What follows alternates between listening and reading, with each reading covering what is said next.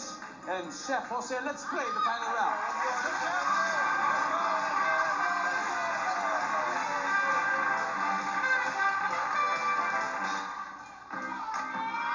Yan.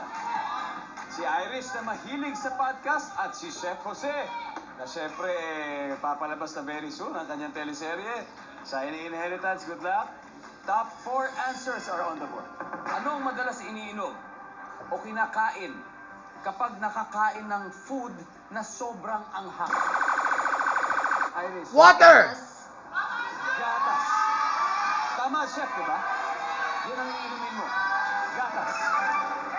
Correct! Pero, tandaan, survey ito. Baka may mas mataas dyan, Chef Jose. Ano madalas iniinom o kinakain kapag nakakakain ng food na sobrang anghang? Kanin. Kanin. Nandyan ba ang kanin? Wala. Iris, pass or play? Play. Let's play the final round. Oh no! Apple for the win. Madalas iniinom o kinakain kapag nakakakain ng food na sobrang Water! Tubig. Tubig. Mahilig Correct. ka ba? Hindi masyado. Survey. Top answer! How about this one? Juice! Like Pero iced alam niyo, tea! totoo, mali yung tubig kasi mas kumakalat yung anghang sa bibig. Dapat yung gatas yung talaga iniinom. Pero Vern, anong madalas na iniinom o kinakain kapag nakakakain ng food na sobrang anghang? Asukal. Sugar. Ha? Sugar. Nandiyan ba yung sugar? Nandiyan ang sugar. Okay? One more to go. Lia.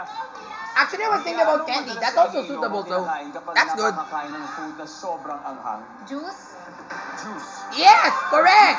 I said that! And you're done! The end! Hanep! Final score.